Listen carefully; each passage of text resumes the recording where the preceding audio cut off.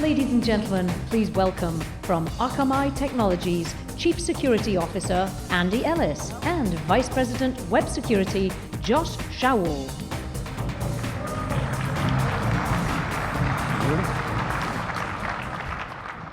Hi, I'm Josh. And I'm Andy. Welcome to RSA 2018.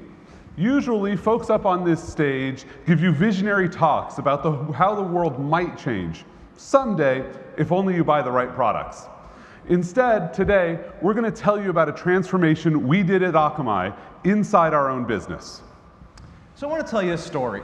It's a story you're probably familiar with. Maybe it's a story you've even lived through. You're out on the road trying to close the big deal. Or maybe you're going to give the big presentation at the board meeting. Or perhaps you're the expert that's been sent out to solve the impossible customer problem. You're out there taking care of the big things, and frankly, you're just crushing it. But work isn't only about the big things. The reality is, in your work life, it's not always so glamorous. Even after the deal closes, even after you solve the problem, you still got to handle the little things, like approving the employees' time cards, approving their travel requests, and the expense reports. And if you're anything like me, you probably don't leave any time for dealing with those things. So you try to jam them in the middle of doing something else, in between meetings, while you're on the road going from place to place. And that's when the frustration begins. I've tried running a VPN client on my phone. Maybe you have too, and maybe you can make it work, but I struggle. I got a 16-character random password. Letters, numbers, uppercase, lowercase, special characters. The thing's darn near impossible to type in on any keyboard. But on a 2.5-inch touchscreen with autocorrect, my fingers are too fat for this keypad.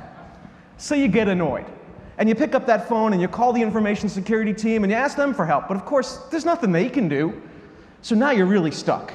Why do they have to make everything so hard? At the same time, the security team's sitting around going, what's wrong with you? Why can't you get your work done at your desk like a normal person?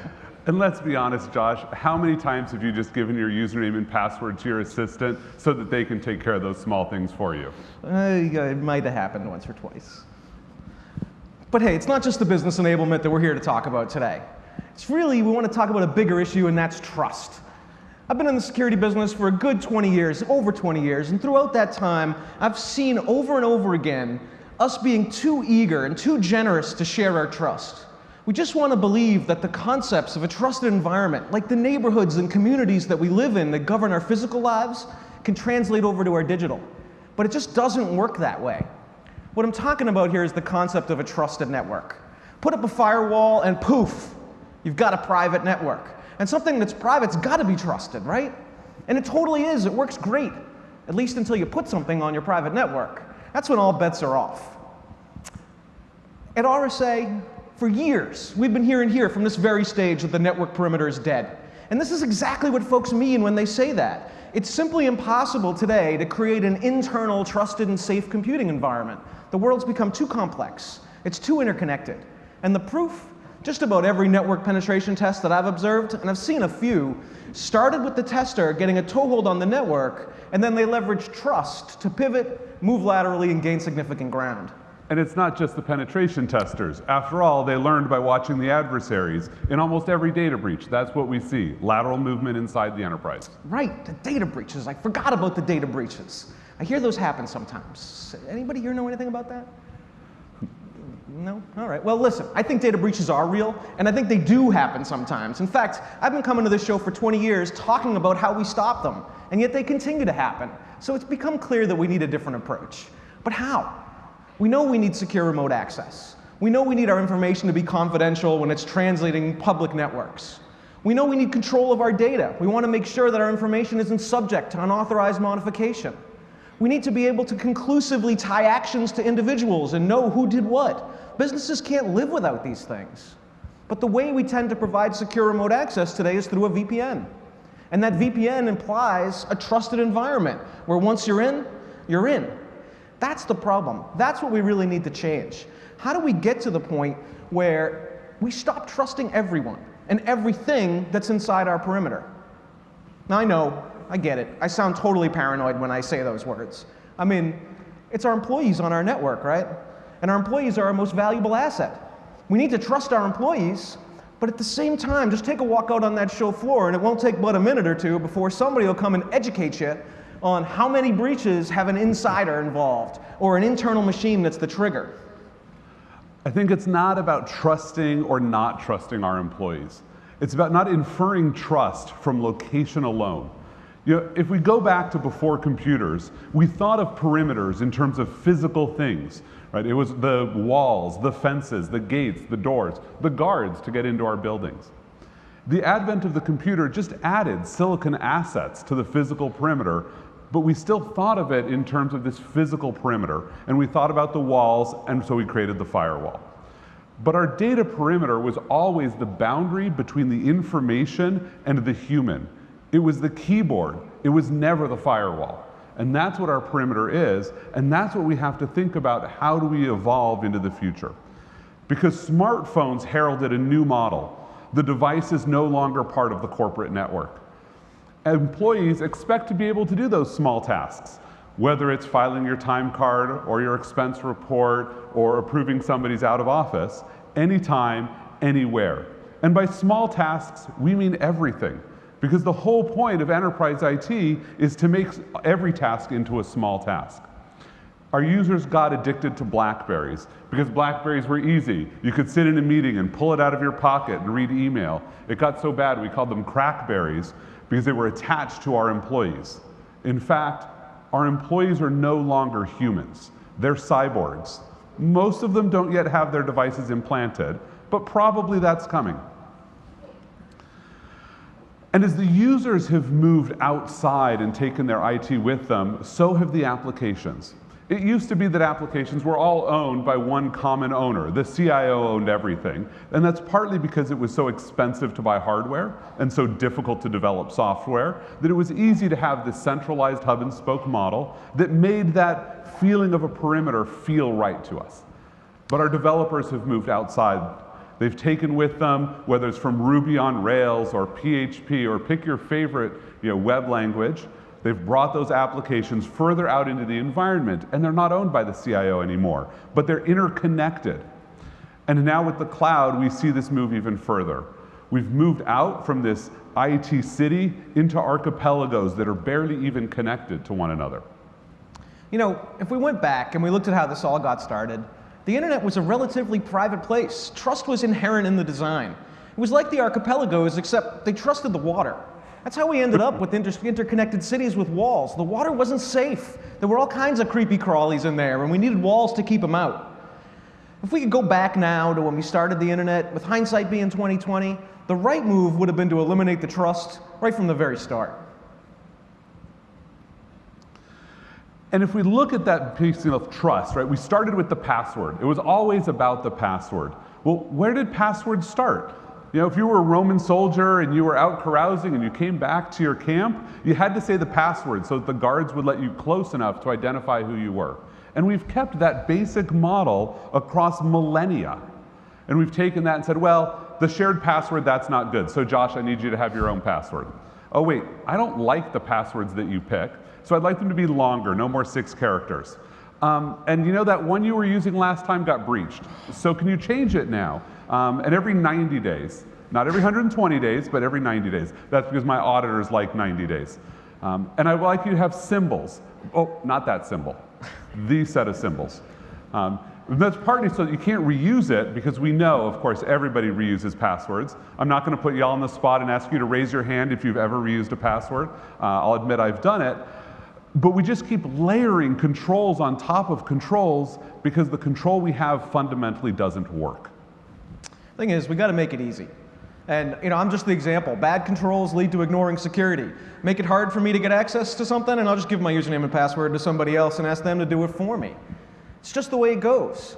But is there a way, Andy? Is there something we can do where we can fix this problem, get to the point where we're not really trusting and actually make some progress? So I think for us, that journey started in 2009. We were breached as part of Operation Aurora.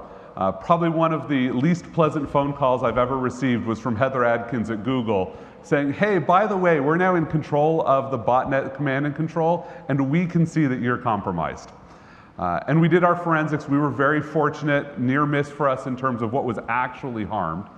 But we looked at how the adversary had moved through our environment, and it was all about the password. And we said, this is a problem. We had domain admins who were logging in with their admin account to read email. So when they get compromised, the adversary was able to move across any server. Well, that was an easy thing to clean up. But we kept moving and digging in deeper to say, what is our fundamental problem? And at the same time, we're faced with all of our users who are saying, well, I'm on the road, I've got my iPhone, I don't want to have to use the VPN. I want to be able to use all of my intranets over the internet. Wait, you just said use your intranet over the internet. That sounds crazy to me. Is that safe? How do you make that happen? Well, first of all, it was destiny. This wasn't that we had a choice in saying, oh, I'd like to put people outside the firewall working around the world every day. They were doing it. It's our job to enable the business because the users were moving out. And at the same time, of course, attackers were exploiting this unneeded trust because the controls that we had weren't appropriate.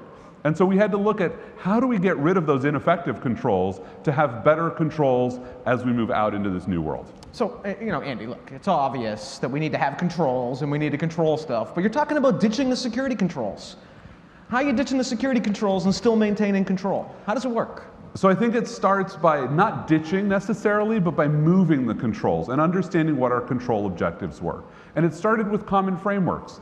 One of the biggest challenges that we'd had was every application developer who'd built an intranet application just took usernames and passwords, checked them against our Active Directory incidents, and said, sure, you're allowed in. Well, that meant that every developer had access to every password for our employees. So we started by taking the common frameworks of single sign-on over HTTPS, making sure that we controlled that authentication point rather than enabling everybody to do it. Our developers actually liked it because it meant they had to do less development. They didn't have to integrate into our identity providers because we provided it for them. Andy, let's get into the details. I think we've got a technical crowd here. You guys can handle it. Let's explain, yeah? Yep. So we started with single sign-on. For us, that was PubCookie because we started so many years ago. But the whole idea was to take and put a single point of presence in front of all of our web applications. We also looked at the need of people to be outside the firewall. They wanted high-performing applications. I know a CDN company. They're really good at web development. So we distributed across the CDN using single sign-on all of our applications. What about the passwords? You talked about getting rid of the passwords. So before that, when we still believed in the perimeter, we had already deployed 802.1x across our environment. Not something I recommend for the meek of heart. But as part of that, we had an X509 certificate on every device so that people could authenticate to the network. Well, that X509 certificate was available to the browser as a certificate for TLS mutual authentication. So we took our single sign-on and we augmented it. Now you had to have single sign-on. And we said, let's do multi-factor auth. And we had a certificate and a password, but we want that push-based authentication through the phone. So we started to roll out Duo. So you started to make some progress, but it sounded like there's still passwords, Andy. How did you get the buy-in to ditch the passwords? So as part of the compromise that we proposed for rolling out Duo is we said, look, we're going to add this third factor, and once it's rolled out, we'll eliminate the password because we'll still have two factors. In fact, one of those factors will likely be your laptop, and the other will be your phone. It's almost like a two-device ceremony. And about halfway through, we're selling this, and we're briefing it to the other senior executives, and they say, well, why are you going to wait? As soon as you give somebody a push-based authentication, why don't you just take away their password? And the users loved it. Wow. Sounds like things started to move faster than you expected them to move, Andy. You know, in your world, I know that you just can't make security decisions and make things happen. How'd you know this was safe? Did you go through a testing process? Did you bring in pen testers? What kind of problems did they find? So as Katie Musara said this morning, you can't pen test your way to security. But that isn't to say we didn't do it. We brought in pen testers every year, and we actually brought in different pen testers. Because one of our concerns is that if we brought in the same company every year doing the same methodology, we would build a system that was secure against them. And every year we learned something new. We would discover a new system that we hadn't known about. But a lot of what our safety was organized around sort of the fundamentals of good systems architecture. Know how the system is supposed to operate, deploy it that way, and think about what our unacceptable losses were going to be. Cool. What about the insider threat, Andy? I mean, I've heard that there might be some people around that may share a password or do some other things that aren't so good for the security. Yeah. Well, you know, as somebody who actually has had to deal with the insider threats, one of the few companies in America that's had to have one of their employees convicted of economic espionage, I recognize that the insider threat is real. But that said, the insider threat is very overblown. We often think about the adversary in the hoodie. There aren't that many of them that work for us, and we shouldn't treat our employees like adversaries. But we can borrow from Microsoft's design for inclusivity. And what Microsoft talks about when you're designing systems to be inclusive is, imagine if you're a developer designing for a person with only one arm. Now, you might go count all of the human beings with only one arm on the planet. There aren't actually that many of them. And so as a developer, you might ignore them. But what Microsoft proposes is you think about the people who are temporarily one-armed. How many people have ever broken an arm and they have to operate your systems with only access to one arm? Or think about the people who are situationally one-armed. They're carrying a child in one hand. Or perhaps they're trying to do their expenses while showing their train ticket to get onto Amtrak. All of those are one-armed people. So from an insider perspective, that's what we have to worry about. There exists a small number of insiders who are truly malicious and want to harm you. But far more often, you have the insider whose machine has been compromised because they clicked on something, because we train them to click on links. They get mail from HR that says, click this if you want to get paid. So they click on the things the adversaries send and get compromised. Or they're situationally an adversary because they want to share their passwords. Guess what? You don't have a password to share anymore. Cool, it sounds like we've made it seamless. Let's show the experience that we've actually got, what it looks like at Akamai when we log into our apps and what our employees go through. Absolutely. So here's what it looks like. We have to fill in half of this with something you don't even see, because the certificate authentication is seamless. You log in, you go to a website, the first thing that happens is your machine authenticates itself and says, I'm Josh's machine. That then prompts our single sign-on to do a Duo push to you. You get a prompt on your phone that says, hey Josh, is this really you? Do you want to approve your login? You push that check mark and you're in. That's it. It's super cool, but it seems like this is all about web applications. What about the internal corporate apps? So a lot of our internal corporate apps are web applications. So the first thing we were able to do was move all of those over. And the best part is all of those applications that were built without secure coding practices, because we're bringing all of that traffic through this proxy, we get to do a web app firewall. We get to do inspection for bots. But for the things that aren't web apps, we can still tunnel their traffic across the same system. So we can wrap our authentication and authorization system around any application on our corporate network. And so that's what we're doing at Akamai. And we're not alone in making this transition. Companies like Google with their BeyondCorp papers, Netflix, 21st Century Fox, Shopify, even the US government are all ditching perimeter-based security models for alternatives that will work in today's environment and in the future environment. The goal here is to treat all of our corporate users and our corporate applications as external, that our job is to interconnect those in a seamless fashion to enable the business to operate. We're focused, as I said, on getting rid of the passwords. So many of today's data breaches start from a password, whether it's a password reuse or a password compromise or lateral movements. Security is critically important, but important to succeeding there is the end user experience, particularly if you want people to adopt security best practices. And by that end user experience, it's not just about fast applications, although that is important, but a lot of it is about the user experience of security. So at Akamai, we're breaking the security rules, and we're doing that so that we can redesign our internal processes that protect and govern our applications and our users.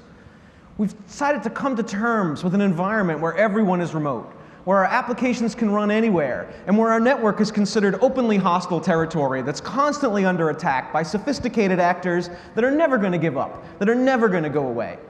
We've taken the steps that we believe are necessary to keep us ahead of the curve, but we're lucky. We've got visionary leaders like Andy to take us there.